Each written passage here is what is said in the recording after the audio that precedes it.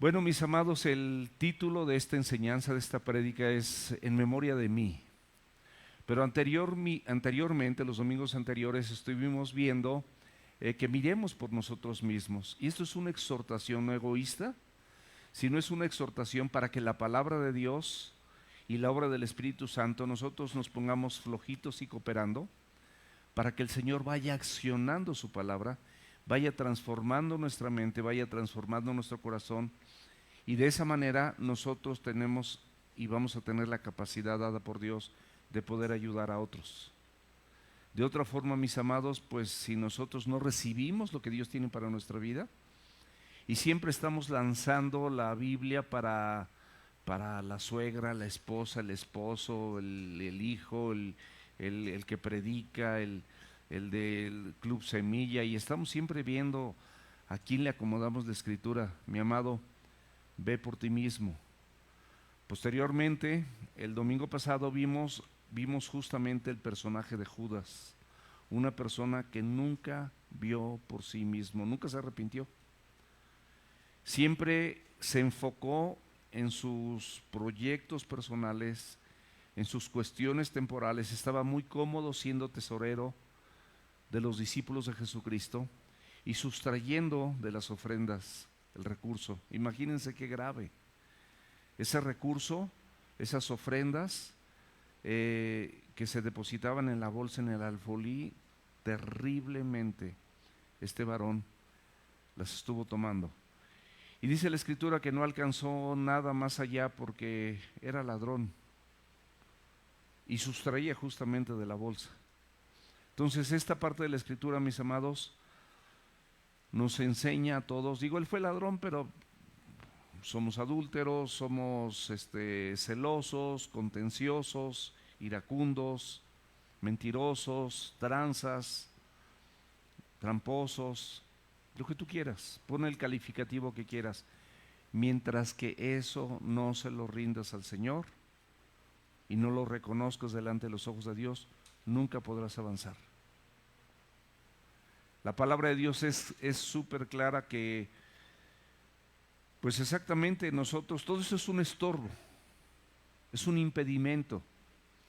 Ninguno de nosotros es perfecto, pero una cosa es que nosotros eventualmente cometamos algún pecado porque somos pecadores, y otra cosa es que estemos pecando y practicando el pecado constantemente y no poner un freno al pecado y no ver por ti mismo. Y ahorita la enseñanza de esta mañana es de Lucas capítulo 22 del 7 al 23 y es en memoria de mí. ¿Y qué es lo que tenemos que tener memoria? Pues memoria de Cristo, memoria de lo que Él hizo por ti, memoria de que Él tomó tu lugar, memoria de que Él fue a la cruz y ahí en la cruz derramó su sangre por ti y por mí.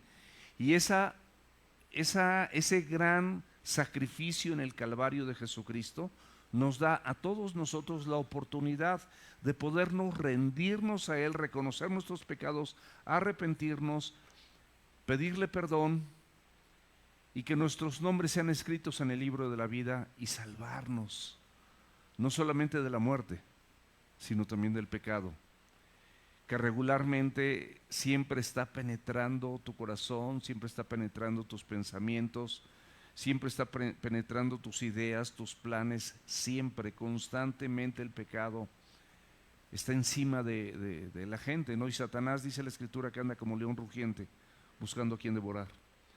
Entonces, qué importante es que nosotros tengamos memoria en todo tiempo, no nada más. Ahorita vamos a hacer un memorial, esta celebración maravillosa, pero no es nada más para este momento, es para todos los días de tu vida, que tú tengas presente lo que Cristo ha hecho por ti.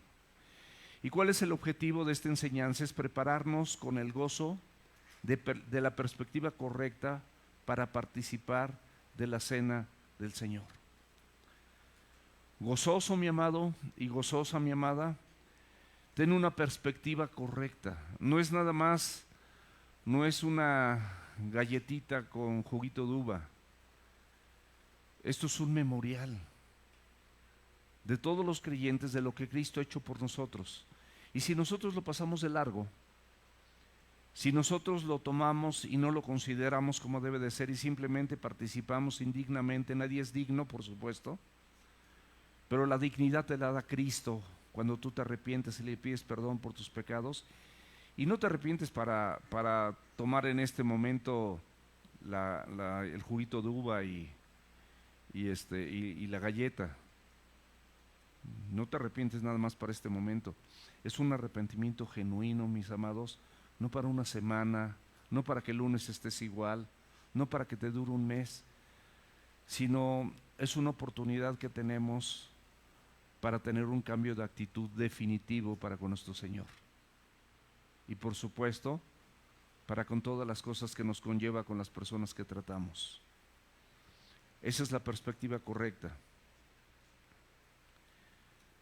Y los versículos que vamos a leer son muchos, no los voy a leer ahorita, los vamos a ir leyendo uno por uno del 7 al 23. Vamos a empezar con el versículo 7. Nos cuenta la Escritura que llegó el día de los panes sin levadura. Ya vimos que los panes sin levadura, nosotros representamos esos panes sin levadura hoy en día. Jesucristo es el pan que descendió del cielo.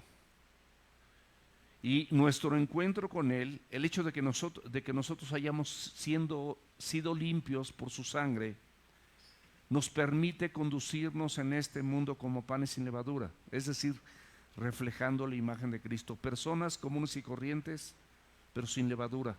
Ya no practicamos el pecado. Ya no estamos duro y duro con las trampas, con las tranzas, con las mentiras, con el adulterio, con la pornografía, con los celos, con la violencia, con los gritos, con todas estas cosas que ya vimos anteriormente, que un poco de levadura te leuda o te contamina toda la masa. Y llegó este día de los panes sin levadura, en el cual era necesario sacrificar el cordero de la Pascua. Vemos que la celebración de la Pascua implicaba el sacrificio de un cordero. Pero particularmente en esta Pascua, mis amados, el Cordero de Dios que quita los pecados del mundo, según Juan 1:29, es Jesucristo. Él es el Cordero. Él justamente, pues prácticamente va a tomar ese lugar del Cordero que regularmente sacrificaban. Pero esta vez lo iba a hacer por todos nosotros, por toda la humanidad. Y esta fiesta de la Pascua, mis amados, se celebraba en el 14 del mes Nisan de los judíos, más o menos marzo y abril. Se sacrificaba este cordero. Esta festividad de los panes era inmediata y todo esto duraba 8 días. Y se conocía particularmente como la Pascua, aunque eran 2 celebraciones. El versículo 8 y 9 de Lucas 22, volviendo a nuestros versículos centrales de la enseñanza, nos dice la Escritura, dice, y Jesús envió a Pedro y a Juan diciendo, id y preparadnos la Pascua para que la comamos. Ellos le dijeron, ¿dónde quieres que la preparemos? Fíjense aquí, muy interesante, cómo Jesucristo, el Señor Jesucristo, toma la iniciativa de escoger a 2 discípulos. Nos menciona la Biblia quiénes son Pedro y Juan, y los manda para que hagan los preparativos para celebrar la cena de la Pascua. Esto iba a ser en Jerusalén. Nosotros también como discípulos actualmente estamos encomendados de parte de Dios, porque esto quedó instituido, para que nosotros hagamos los preparativos para celebrar la Santa Cena. Todo esto no ha cambiado. Se me está cayendo esta cosa. Ya. ¿Ahí me oyen bien? Okay. Ya no sé si la uso aquí, ya no sé ni dónde la uso, yo me siento bien raro. Si la uso de lado o la uso aquí arriba. Pero bueno, vamos a seguir leyendo, eso no es relevante. Lucas 22, del 10 al 12. Y esta porción de la Escritura tiene una enseñanza maravillosa para todos los que creemos en Jesús y para todas aquellas personas que hemos decidido confiar en la palabra de Dios. Las personas que confiamos en la palabra de Dios nos va a ser mucho más fácil poderlo obedecer, porque confías en ella. Regularmente cuando no la obedeces, cuando haces lo contrario, es porque confías en ti más que en la palabra de Dios. Entonces, en pocas palabras, haces lo que tú quieres, no lo que Dios dice. Y lamentablemente las iglesias están abarrotadas de este pensamiento, de personas que pues creen más en lo que piensan, en sus planes, en tus proyectos personales, que en lo que la misma palabra de Dios te dice. Hay proyectos personales sin duda extraordinarios. Aquí debe haber mentes extraordinarias, muy calificadas, con mucha iniciativa, muy bien definidas, con mucha proyección, con mucho talento, con mucho don. Pero nada de lo que tú pienses y planees, todo lo que pienses y planees más bien, tienes que filtrarlo a través de la palabra de Dios. Que combine con la palabra de Dios. No puedes ser en contra de la palabra de Dios. No puedes hacer tu voluntad, porque el Señor te va a decir el día de mañana: apartados de mí, hacedores de maldad, porque nunca te conocí. El Señor conoce a aquellas personas que están dispuestas en su corazón a hacer y a vivir su voluntad. No hay otra forma, no hay otra manera. Esa es la única. Si no, ¿para qué nos decimos cristianos? Un cristiano, un discípulo, un cristiano es un seguidor de Cristo. Es un seguidor de las enseñanzas del Maestro. Es una persona que aprende para aplicar lo mismo que aplica el Señor Jesús en este caso. Todos los que tuvimos oportunidad de estudiar algo, pues de alguna manera hubo siempre algún maestro que admiramos, alguna persona que nos enseñó algo, le aprendimos a esa persona y ¿qué hicimos? Lo aplicamos en nuestra práctica. Lo aplicamos en la vida cotidiana, lo aplicamos en nuestra profesión. Y eso es lo mismo que tenemos que hacer. Lo que nosotros aprendemos de Jesús, es importante que nosotros aprendamos a aplicarlo en la vida cotidiana. Estos versículos pongan mucha atención. Él les dijo, se refiere a Jesús, Él les dijo: he aquí, al entrar en la ciudad les saldrá al encuentro un hombre que lleva un cántaro de agua. Seguirle hasta la casa donde entrare y decir al padre de familia de esa casa: el maestro te dice. Vean el poder de la autoridad de la palabra de Dios.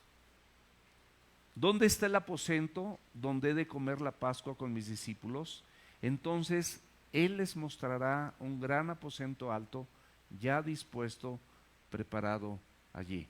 Les voy a decir por qué son relevantes estos versículos. Primeramente, número uno, es porque el Señor, cuando les habla, he aquí, es como: presten atención, pongan mucha atención, escúchenme lo que yo les voy a decir. Y empieza a narrar, el Señor Jesucristo empieza a narrar acontecimientos muy exactos y muy precisos, mostrando a sus discípulos una extraordinaria manifestación de la omnisciencia y la soberanía de Dios. Esto es un acto soberano de Dios, como aquel que vimos cuando iba a ser la entrada triunfal a Jerusalén, y que le dijo a dos de sus discípulos también, porque ve cómo el Señor le habla a sus discípulos y luego sus discípulos hablan lo que Él enseña. Esa es la tarea del discípulo. Jesucristo personalmente le habla a sus discípulos y luego a sus discípulos los manda a hablar con otras personas. Les manda un mensaje. Pero todo mensaje bíblico es palabra de Dios. Y en aquel entonces, en Jerusalén, con la entrada triunfal, el Señor les dijo a dos de sus discípulos que fueran a la otra aldea, la aldea de enfrente, y que ahí iban a encontrar un pollino de asna, es decir, un burrito bebé, un pollino de asna atado. Dice: desatadlo. Y si la persona de la casa les dicen que yo lo necesito, que yo lo ocupo. Y es increíble, mis amados, cómo el Señor puede definir lo que está pasando en este momento, por decir, no sé, aquí en Plaza Satélite, o en qué lugar te gusta, en el Naucali, un lugar conocido, un lugar ubicado, un lugar que todos sabemos, pero tú desde aquí estás definiendo y estás estableciendo lo que ahí va a suceder y lo que ahí está sucediendo. ¿Estamos de acuerdo? Es la absoluta omnisciencia y soberanía de Dios. Todo lo que Él conoce, todo lo que Él sabe exactamente cómo es. Por eso les dice, presten atención, y empieza a narrar estos acontecimientos con cada detalle, todo preciso, todo exacto.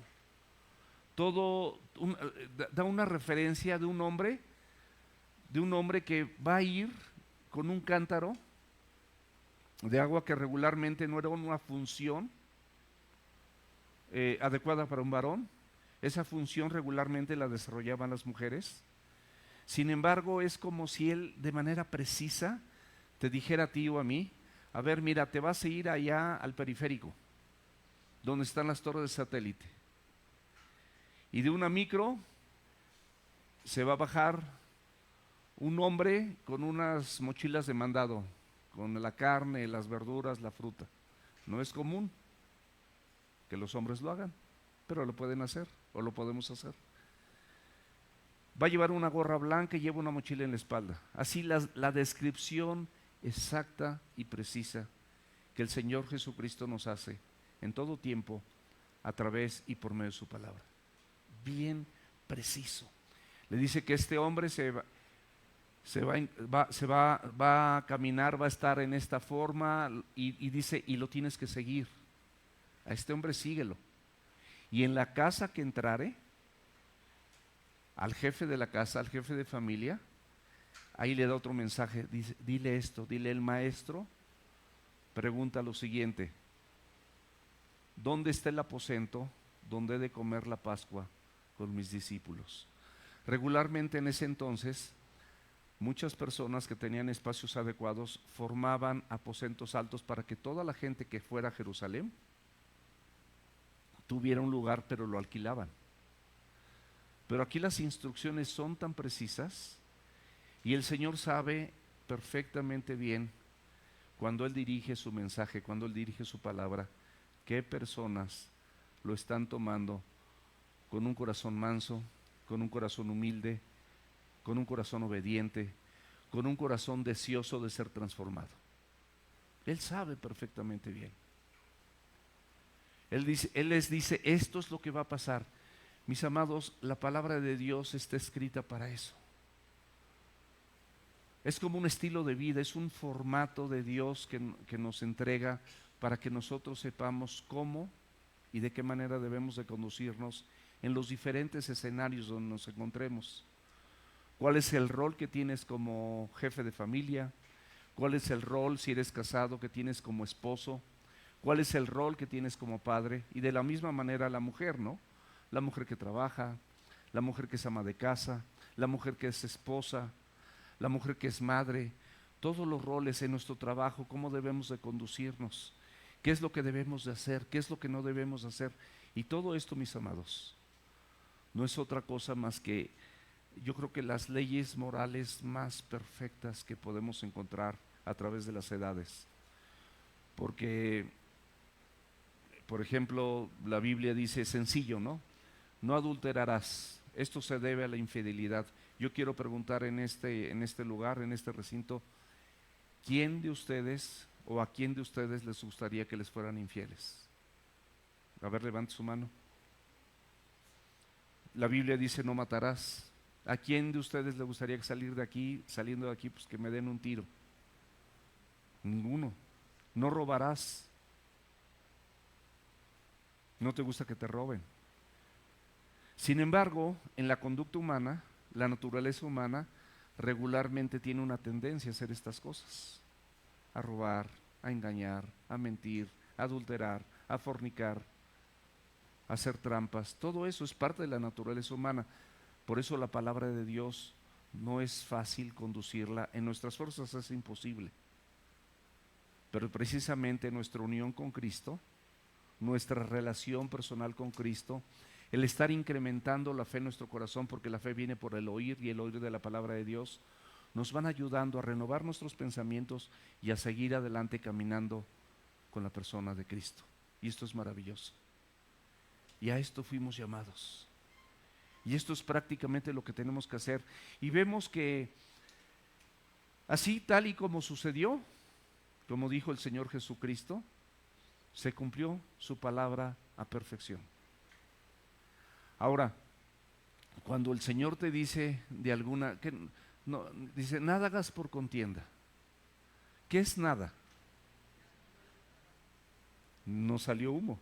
Es nada, nada hagas por contienda. No seas una persona contenciosa. No busques estar peleando y estar jalando hilo nada más para estar discutiendo. Y bueno, regularmente la contienda va con los gritos, va con la ira, va con las disensiones, va con las maledicencias, va con la división. Todo esto, una cosa te conlleva a la otra. Y es lamentable, mis amados, que nosotros, diciéndonos cristianos, nos pongamos a practicar estas cosas con singular alegría, sin temor y sin respeto a Dios. Pero es nuestra naturaleza, la naturaleza del hombre, la naturaleza humana, completamente opuesta a las cosas de Dios. A este hombre que debían de seguir, que era el dueño de la casa, le entregaron este mensaje y todo lo que le entregaron no le faltaba absolutamente nada. Cuando el Señor te dice algo a través de su palabra, te prometo, mi amado, te prometo, mi amada, que no falta absolutamente nada. El Evangelio es completo. El Evangelio es preciso para lo que tú necesitas. No en tu reloj, no a tu manera, no en tu tiempo. Todo es a su tiempo. Su mismo sacrificio para ir a la cruz fue en su tiempo, no en el tiempo de la gente que lo pretendía matar. Había mucha gente que quería matar a Cristo.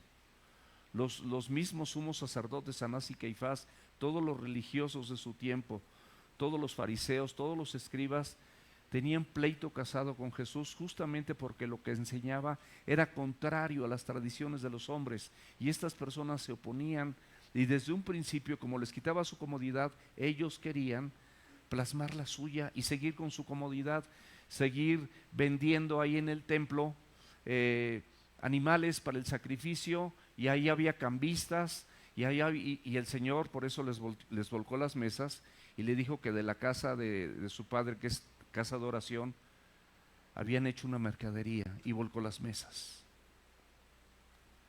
Hay muchas mesas en tu corazón que el Señor tiene que volcar, porque también hay mercadería. Hay muchas cosas, pero no quieres soltarla. No quieres permitirle al Señor que te cambie, a pesar de que sus designios y su palabra es perfecta. Por poner algunos ejemplos de estos designios, por ejemplo, el Señor hizo hombres e hizo mujeres. ¿Estamos de acuerdo? Él hizo hombres y mujeres.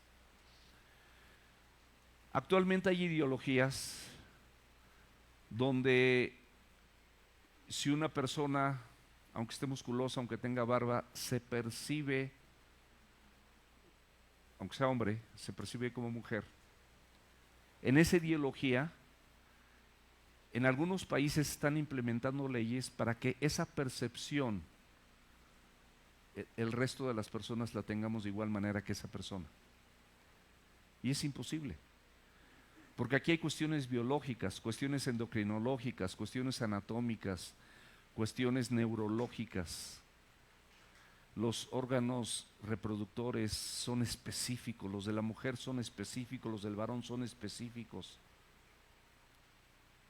Pero la naturaleza del hombre regularmente siempre va en contra de los designios perfectos y exactos de Dios. Si esto sucede, como le han dado auge en otros países, ya luego ya no saben, ya no se imaginan, ustedes nada más investiguen cuántas personas que desafortunadamente han cambiado de sexo están pero destrozadas emocionalmente, y el índice de suicidios que se ha incrementado. Es impresionante, porque los designios de Dios son perfectos, su palabra es perfecta, lo que Él dice, lo que Él hizo, lo que Él tiene para ti es perfecto, y Él tiene controlados como estos tiempos, como en el momento exacto que estas personas, estos dos discípulos, Pedro y Juan, iban a entrar en esa ciudad. En ese preciso momento se iban a encontrar un hombre llevando un cántaro. A ese hombre síganlo. Y a donde entrare, llamen al jefe de la casa y a él díganle: el maestro dice esto. O sea, un mensaje de parte de Dios, del Señor Jesucristo también. Y vean todo cómo se armoniza cuando nosotros podemos confiar en el control absoluto de Dios de todas las cosas, de todos los tiempos, y que todo lo que sucede, mis amados, a los que le aman, dice la Biblia, les ayudan a bien. Esto es, a los que conforme a su propósito son llamados. Otro designio de Dios, por ejemplo, es el matrimonio. Del matrimonio se deriva la familia. Tú estás en este momento porque un hombre y una mujer se unieron, y de ahí pues la mujer quedó embarazada y tú estás en este lugar sentado gracias a esa concepción biológica y maravillosa diseñada por Dios. Si nosotros le damos lugar a la ideología, todo esto se va a destruir, se va a acabar la familia. Hay lugares donde ya prácticamente esto lo han degradado de tal manera que ya la gente ya no se quiere ni casar. Ya la gente quiere experimentar por aquí, por allá y de todo. Y particularmente los gobiernos de primer mundo te pagan. Bueno, Canadá tiene $500,000,000 para cada persona, designados del gobierno, $500,000,000 para cada persona que quiera cambiar de sexo desde los 8 años de edad. Eso lo pueden checar, chéquenlo, no son datos que yo estoy dando. Ya los niños pueden decidir. Imagínense qué aberración. ¿A quién relaciona el matrimonio? El matrimonio, que representa la unidad. No es bueno que el hombre esté solo, le haré ayuda idónea, y los unió el Señor. Pero ¿cuál es nuestra naturaleza? La división, los pleitos, las quejas, el divorcio. Puras situaciones que son absolutamente contrarias a lo que la palabra de Dios dice. Y en muchos matrimonios cristianos, lamentablemente, pueden llegar a practicarse si no se arrepienten, si no le piden al Señor ayuda. Y están constantemente con eso, con todo, dividiéndose, hablando de divorcio, haciendo las cosas, dejándose de hablar, maltratándose, con pensamientos nada más así como que me caes gorda, me caes gordo, y así. Es una guerra sin cuartel, mis amados. Y eso es absolutamente contrario a los designios de Dios. Otra cosa, la salvación. ¿Cómo es la salvación?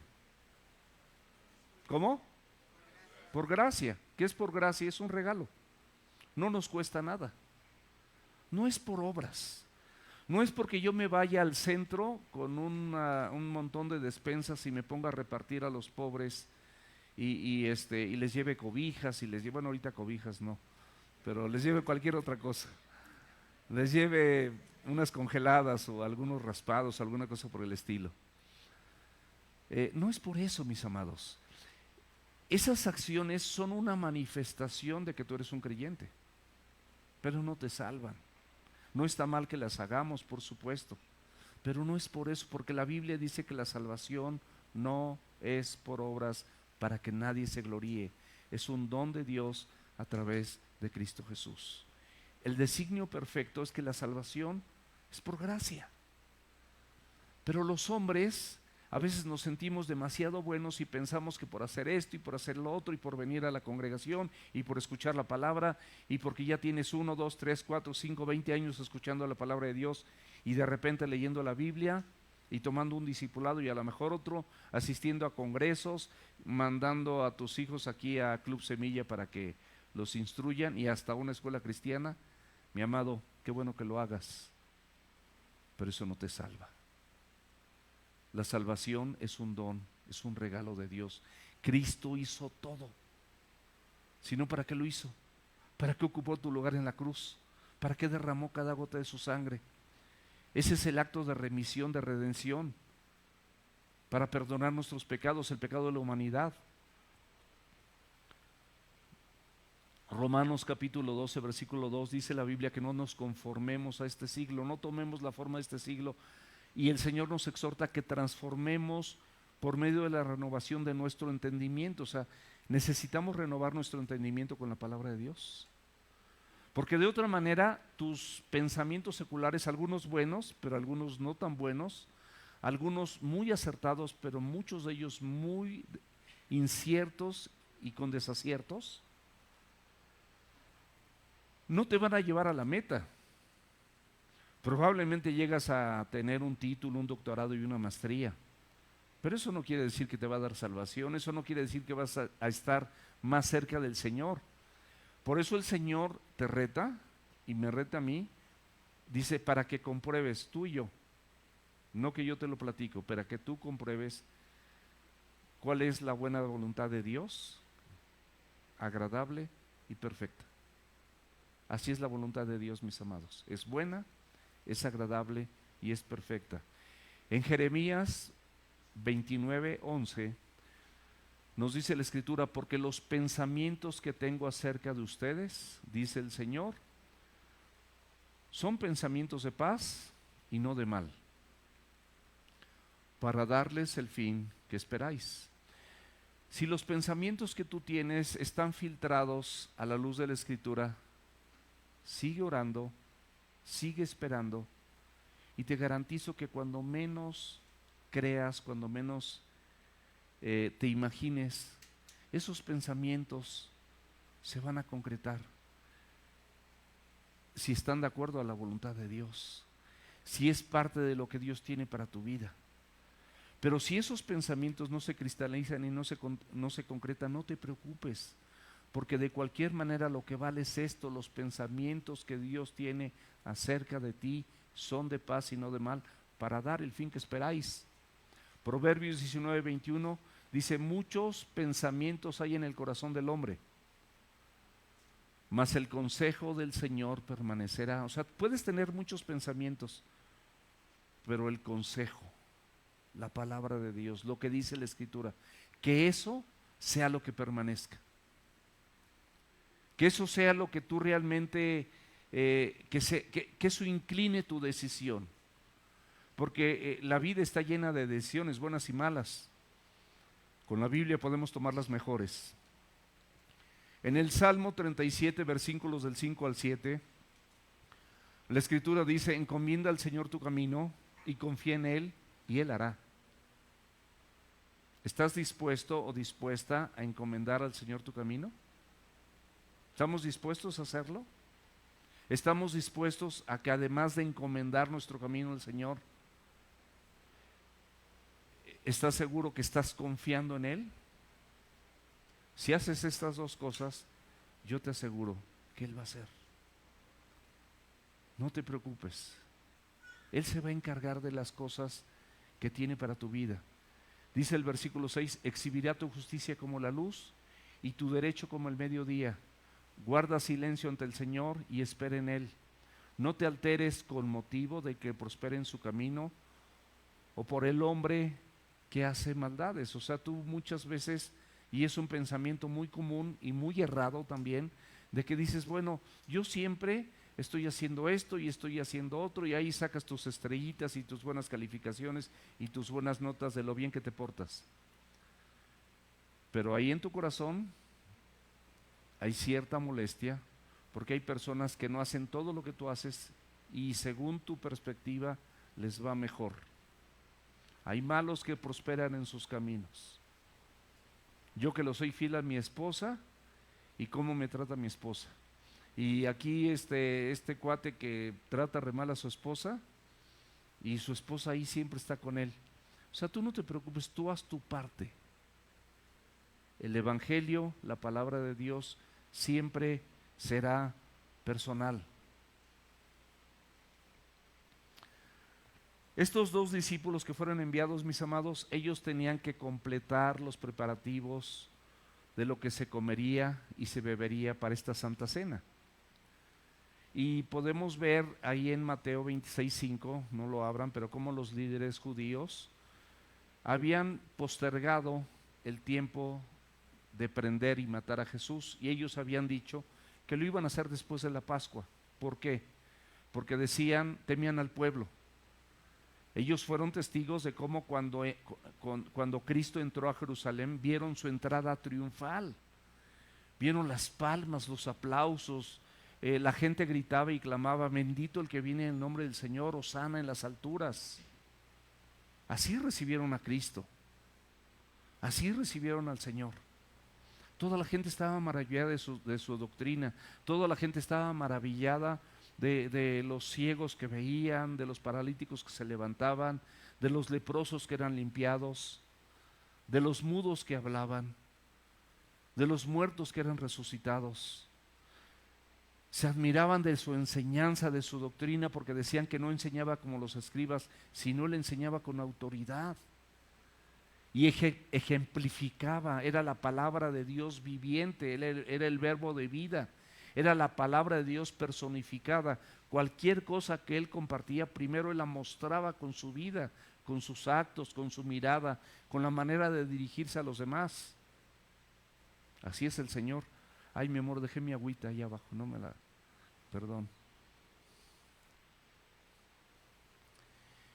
Y bueno, gracias, mi amor. Esto iba a suceder hasta que el tiempo del Señor hubiera llegado. No era cuando estas personas, sí estaba preestablecido en la Escritura que iba a ser entregado y que iba a morir en la cruz. Eso desde el Antiguo Testamento, desde siempre, desde Génesis. En Isaías 53 lo pueden leer con calma y ahí viene todo el detalle de cómo iba a ser la muerte de Cristo en el Calvario. Sin embargo, él sabiendo esto, podemos ver un versículo paralelo en Mateo 26, versículos 53 y 54, Jesús hablando, dice, ¿acaso piensas? Ya estaba para ser crucificado, y él dice esto, ¿acaso piensas que no puedo ahora orar a mi Padre y que Él no me daría más de 12 legiones de ángeles? O sea, Él podía clamar al Padre que vinieran 12 legiones de ángeles y que acabaran con todo el ejército romano y con todas las personas que se lo oponían. Esto es lo que estaba diciendo. Él podía hacerlo. Sin embargo, no lo hizo. ¿Por qué? Dice, pero ¿cómo entonces se cumplirán las Escrituras? ¿Cómo se va a cumplir la palabra de Dios? ¿Cómo se va a cumplir la Biblia? Si no espero exactamente el tiempo que ha destinado mi Padre Celestial, de que es necesario que así se haga.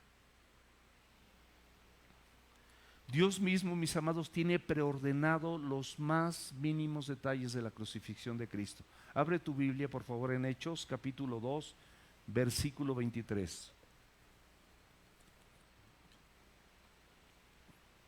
Y está hablando de cómo fue esta crucifixión. Dice refiriéndose a Jesús, dice, entregado, pero fíjate cómo dice, por el determinado consejo y anticipado conocimiento de Dios.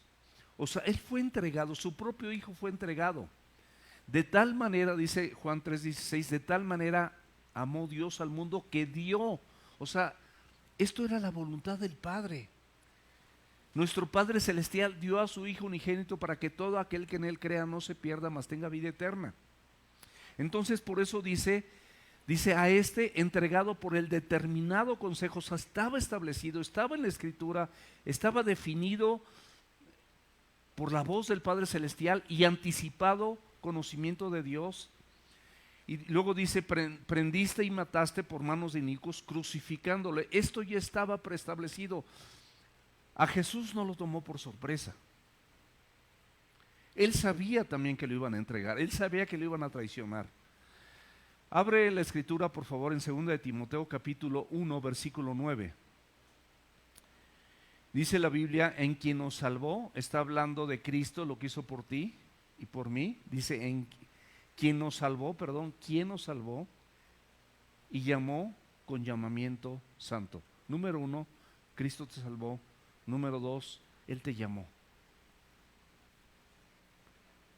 para que seas su hijo, para que lo sigas, para librarte del pecado, para librarte de la muerte eterna. tienes un llamamiento santo. Un llamamiento santo significa apartado para Él, para que seas transformado y renovado y actúes conforme a todo lo que está aquí escrito. No conforme a nuestras obras, sino según el propósito suyo, no el tuyo, el suyo, y la gracia que nos fue dada en Cristo Jesús antes de los tiempos de los siglos, es decir, desde la eternidad. En Efesios 1:4 dice, según nos escogió en Él antes de la fundación del mundo, para que fuésemos santos y sin mancha delante de Él. Por otro lado, mis amados, de todas formas, es importante saber que la crucifixión, a pesar de que había sido ordenada y diseñada por Dios, no exime de culpa a todas aquellas personas que participaron directamente para que ésta se efectuara. O sea, esto no exime a Judas, no exime a los soldados romanos, no exime a Herodes, no exime a los romanos, no exime a nadie. O sea, de cualquier manera, Jesucristo estuvo hablando con todos ellos. No solamente en el templo, hablaba en el campo, hablaba en las ciudades, hablaba en las aldeas, hablaba en la playa, hablaba en las sinagogas, hablaba en las barcas, siempre compartiendo la palabra de Dios, siempre expresando la voluntad de Dios. Pero estas personas lamentablemente se rebelan ante la palabra de Dios, y cuando nosotros nos rebelamos en contra de la palabra de Dios, de la misma manera y en automático nos estamos rebelando en contra del Señor. Si tú te rebelas en contra de lo que dice la palabra de Dios, automáticamente te rebelas en contra de Dios. Y esto es lo que hicieron estas personas. Y por eso hay una porción de la Escritura refiriéndose a Judas, que más le valdría no haber nacido. Lucas 22:13, fueron pues y hallaron como les había dicho, o sea, Juan y Pedro fueron, hallaron ese aposento alto perfectamente preparado para la Pascua, y encontraron todo como Jesucristo y la palabra de Dios lo había definido. Romanos 3:4, fíjate lo que dice la Escritura, dice, antes bien sea Dios veraz y todo hombre mentiroso, como está escrito, para que seas justificado en tus palabras y venzas cuando fueras juzgado. O sea, Dios, mis amados, es veraz. Nosotros, todos, podemos incurrir en engaños y en mentiras, siempre. Somos humanos. Él es el único veraz. Sea Dios veraz y todo hombre mentiroso.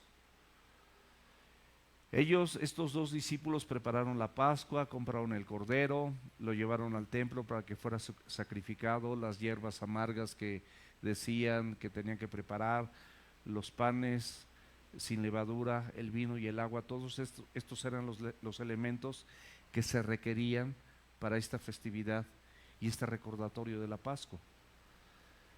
En 1 Corintios capítulo 11, versículos del 29 al 11, lo que actualmente la palabra de Dios nos indica cuando nosotros tenemos la celebración de la Santa Cena, es un memorial, es un recordatorio de todo esto que Cristo hizo por nosotros.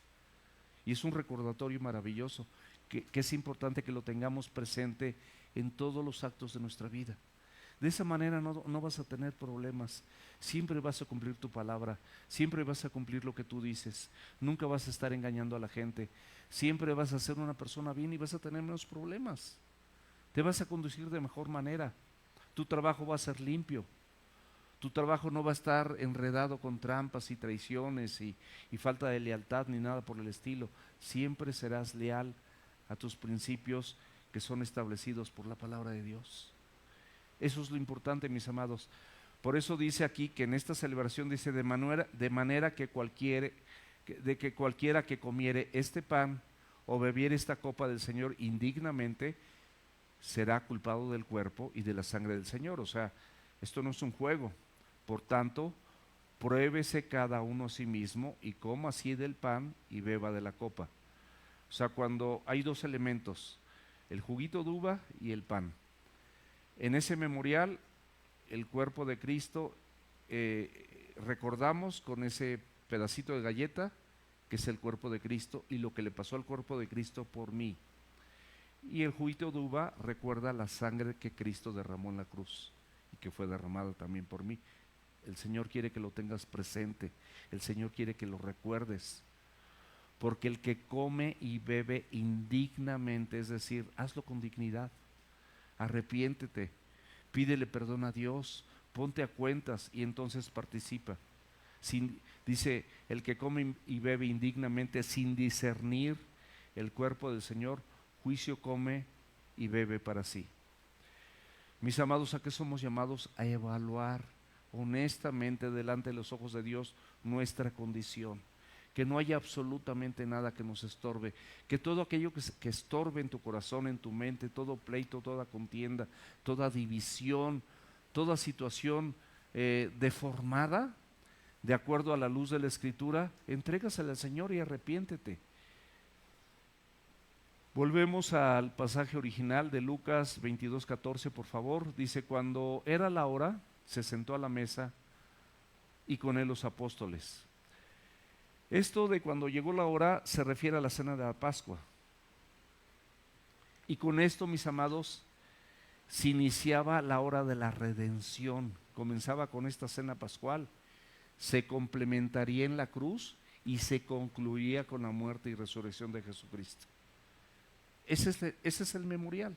Eso es lo que nosotros tenemos que recordar, porque Él, siendo Dios, no estimó el ser igual a Dios como cosa que aferrarse. Se despojó de esa forma de Dios, se hizo semejante a los hombres y estando en condición de hombre se hizo obediente hasta la muerte y muerte de cruz. Seguimos ahí en Lucas, por favor, capítulo 22, versículos 15 y 16. Y fíjate las palabras de Jesús. Y les dijo, cuánto he deseado comer con ustedes esta Pascua antes de que padezca. Mis amados, este era un anhelo en el corazón del Señor Jesucristo. A pesar de que Él iba a morir, en pocas palabras, era un anhelo ocupar tu lugar en la cruz por ti. Todas tus culpas, todos tus pecados, todas tus maldades, todas tus transgresiones iban a caer sobre Él. Y Él anhelaba esta celebración. Cuánto he deseado comer con ustedes esta Pascua, sabiendo que en ese momento Él mismo era el Cordero Pascual.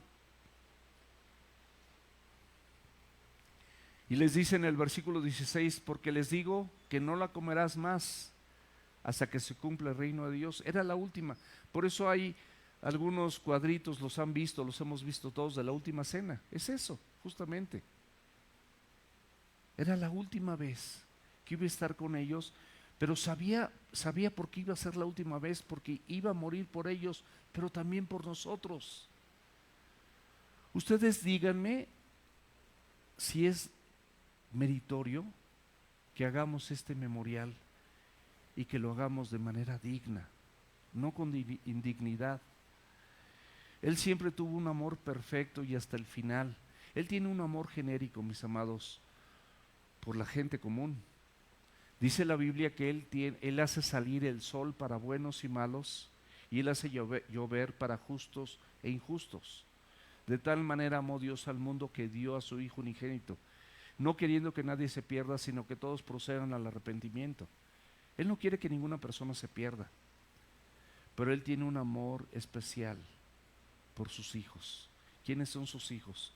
Los que reciben a Cristo como Señor y Salvador después de haberse arrepentido genuinamente, para dar un giro de 180 grados y caminar en sentido contrario, conforme a todas las palabras escritas en este libro, digamos, de la ley de Dios, la instrucción de Dios, la palabra de Dios, la voz de Dios. Es la Biblia, es la Escritura.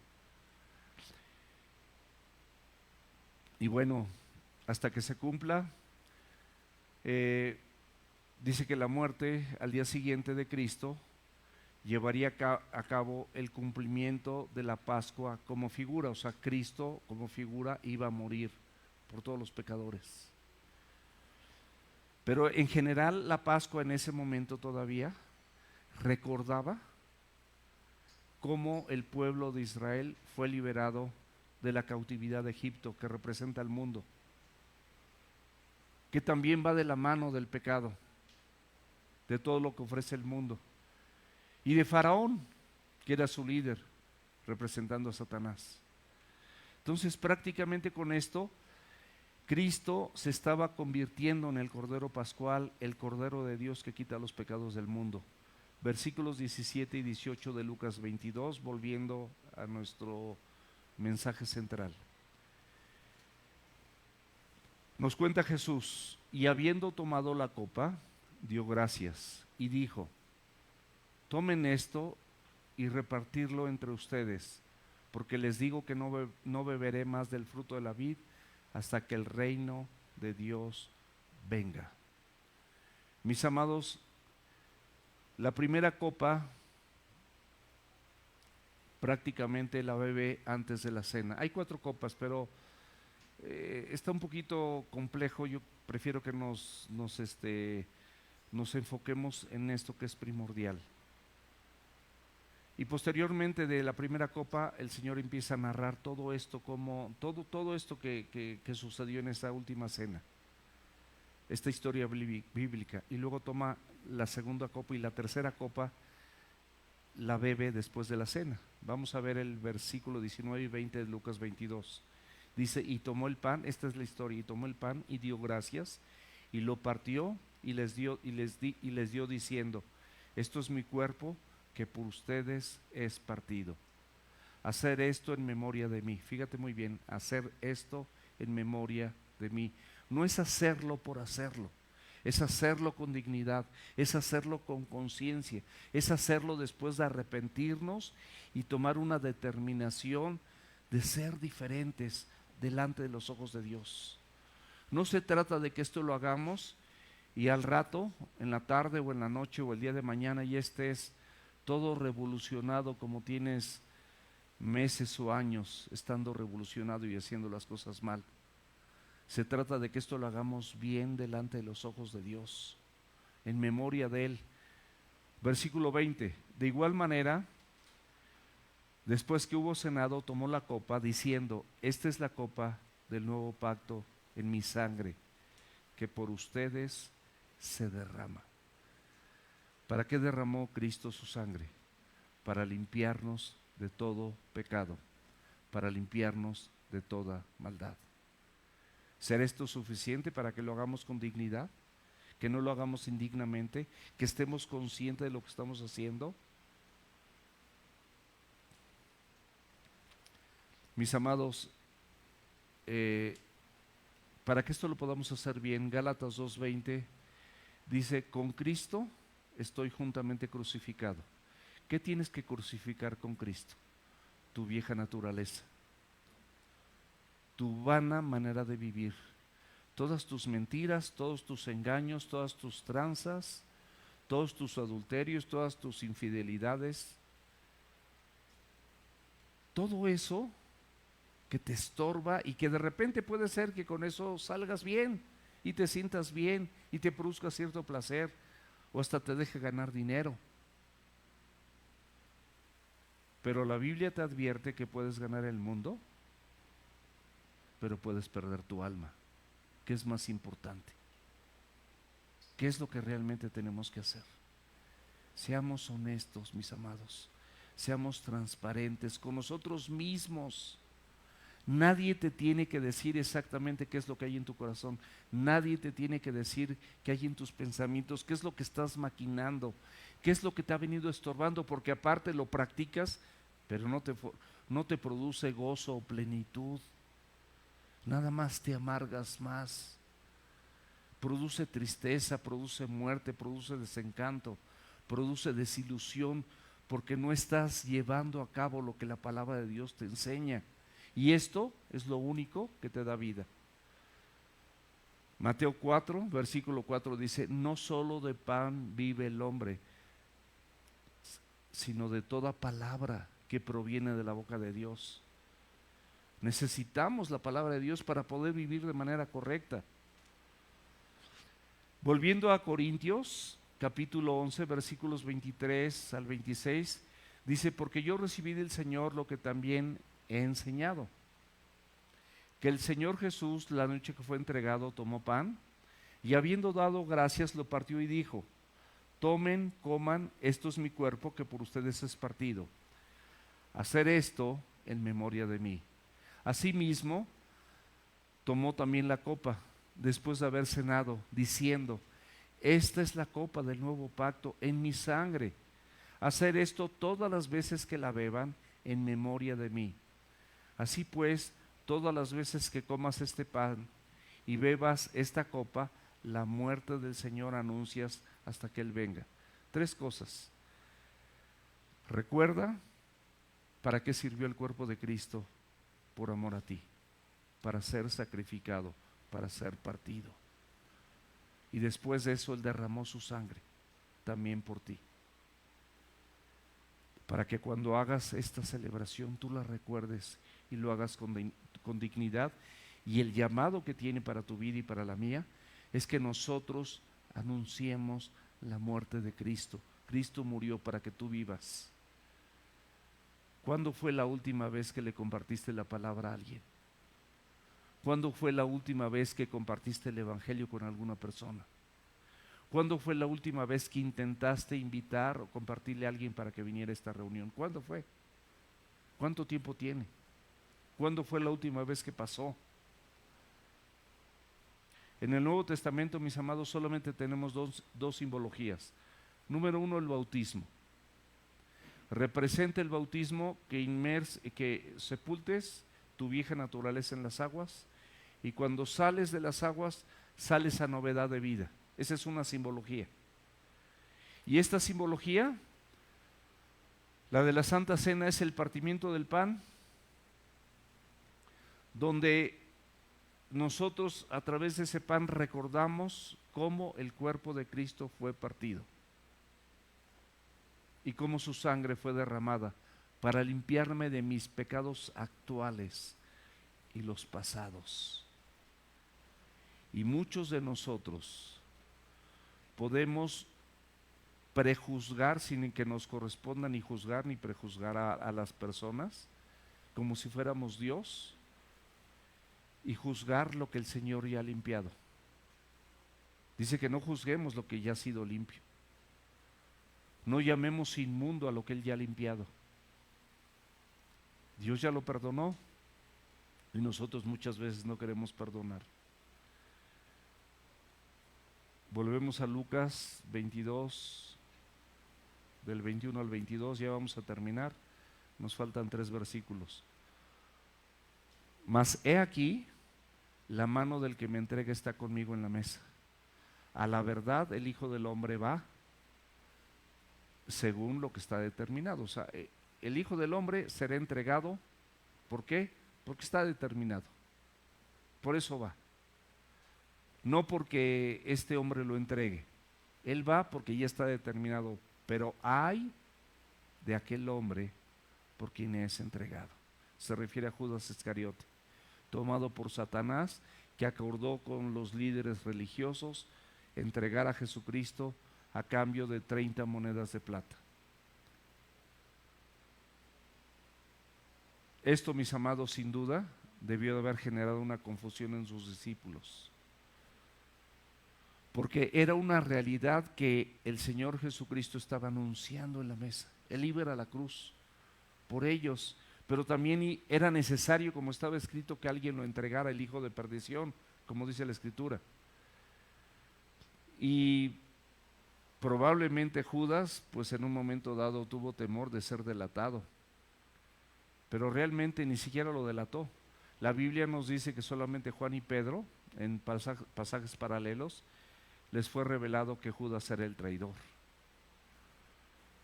Pero, mis amados, qué interesante que los planes de Dios son perfectos, son designios perfectos, no les falta nada, no les sobra nada. El plan de Dios es perfecto para salvar a la humanidad y tenía que desarrollarse a cabo aunque hubiera un traidor, porque ese traidor también era necesario que estuviera en medio de esa soberanía y omnisciencia de Dios. Las cosas ya estaban acomodadas y para Dios no hay secretos, Él ya lo sabía. 1 Pedro 1:9, ya destinado, se refiere a Jesús desde antes de la fundación del mundo. Fíjate desde cuándo. Pero manifestado en los posteros tiempos por amor a ustedes. Fíjate lo que dice el Salmo 41:9. Aún el hombre de mi paz, en quien yo confiaba, el que de mi pan comía, alzó contra mí el carcañar. Se refiere a Judas. Pero eso, mis amados, no le quitó responsabilidad de sus actos. Marcos 14:21. A la verdad el Hijo del Hombre va, según está escrito de él. Mas ay de aquel hombre por quien el Hijo del Hombre es entregado. Bueno le fuera a ese hombre no haber nacido. El Señor le advirtió y supo de todas estas cosas. Judas supo que le iba a entregar. Los mismos discípulos se preguntaban cuando Él les anunció que alguien lo iba a entregar: ¿y seré yo maestro? ¿Y seré yo maestro? Y qué bueno que ellos no tenían un más alto concepto de sí mismo. Qué bueno que ellos decían: no, yo soy muy bueno, seguro que el Señor no piensa en mí. Todos ellos pensaron y pues se preguntaban unos a otros si iba a ser entregado por mí. Dice: ¿seré yo, Señor? Pero era Judas. Y Judas se camuflajeaba también. Era tan hipócrita, era tan bien desarrollada la hipocresía, que es como un talento satánico cuando la gente es hipócrita, porque engaña a los demás, no expresa con sinceridad lo que realmente es y lo que realmente piensa. Y les gusta la simulación y las apariencias, pero no son sinceros. Y Dios no puede ser burlado, porque todo lo que el hombre sembrar, eso también segará. Y esta persona, Judas, a pesar de la advertencia de Jesús, no desistió, de todas formas lo entregó y no fue a devolver las monedas. Luego, claro, ya no tuvo un remordimiento y las aventó. Último versículo, Lucas 22:23. Es lo que yo les estaba diciendo. Dice: entonces ellos comenzaron a discutir entre sí quién de ellos sería el que había de hacer esto. Y vamos a leer el pasaje paralelo. Ahí lo describe bien. Mientras comían, dijo: de cierto les digo que uno de ustedes me va a entregar. Entristecidos en gran manera, comenzó cada uno de ellos a decirle: soy yo, Señor. O sea, todos ellos llegaron a pensar: ¿seré yo, Señor? ¿Soy yo, Señor? Entonces él respondiendo dijo: el que mete la mano conmigo en el plato, ese me va a entregar. A la verdad, el Hijo del Hombre va, según está escrito de él. O sea, no porque él me entregue, de todas formas yo voy. Yo tengo poder, decía Jesús, para poner mi vida, y tengo poder para volverla a tomar. O sea, él esto lo hacía voluntariamente. Mas ay de aquel hombre por quien el Hijo del Hombre es entregado. Bueno le fuera a ese hombre no haber nacido. Entonces respondiendo Judas, el que le entregaba, dijo: ¿soy yo, maestro? ¿Y qué le contestó Jesús? Tú lo has dicho. Nos podemos dar cuenta, mis amados, cómo al resto de los discípulos Jesús no les respondió nada, pero a Judas sí, porque él quería dejar en claro el mal que había en su corazón y la posibilidad de que él se arrepintiera y tomara otra determinación. Pero en la omnisciencia del Señor, él ya sabía que aunque le dijera de esto, él no se iba a arrepentir. Como lo que yo les digo, él sabe perfectamente bien de las personas que están en este auditorio, quiénes están tomando la palabra de Dios con seriedad y quiénes pues nada más la están oyendo, son oidores olvidadizos, pero no están dispuestos a ningún cambio. Quieren seguir viviendo igual, quieren seguir haciendo lo mismo, quieren seguir con sus propios planes malévolos y su vida de hipocresía y de engaño y sin arrepentimiento. Hoy, mis amados, cada vez que nosotros tenemos oportunidad de hacer este memorial, podemos reflexionar y podemos considerar cómo es nuestra vida, cómo está delante de los ojos de Dios, precisamente para arrepentirnos y hacerlo con dignidad, no hacerlo indignamente, y participar de este memorial y de esta celebración. A los hermanos que van a lo que prepararon los elementos, por favor, si nos ayudan a repartirlos. El Salmo 26, mis amados, versículo 2. Tú muchas veces te escudriñas, pero al mismo tiempo de que te escudriñas, te autojustificas y estableces tus razones para hacer esto o para hacer lo otro, a pesar de que esté en contra de la voluntad de Dios. ¿Estamos de acuerdo? Si somos sinceros, así lo podemos hacer. Nosotros nos escudriñamos, nos examinamos a nosotros mismos, pero siempre tenemos una justificación. Espérenme tantito, Lulucita, por favor, no repartan todavía. Y tenemos una justificación personal. No es que yo lo hago así. Y es que si tú la conocieras, y es que si tú la vieras, y es que si tú estuvieras aquí tantito, si estuvieras en mis zapatos. Y siempre tenemos justificaciones para hacer lo que hacemos. Pero por eso aquí el Salmo 26:2 dice: escudriñame, oh Señor, que Él sea el que te escudriñe, y pruébame. No te pruebes tú mismo, que Él te pruebe. Examina mis íntimos pensamientos y mi corazón. Si tú le dices al Señor esto y quieres participar de esta celebración, hazlo con dignidad. Porque dice que si tú lo haces indignamente, dice que a causa de eso hay muchos enfermos, esto no es un juego. Bíblicamente esto no es un juego. Esto es serio delante de los ojos de Dios. Entonces es importante que nosotros lo hagamos con dignidad. Y por eso dile al Señor: escudriñame, oh Señor, y pruébame y examíname mis íntimos pensamientos y mi corazón.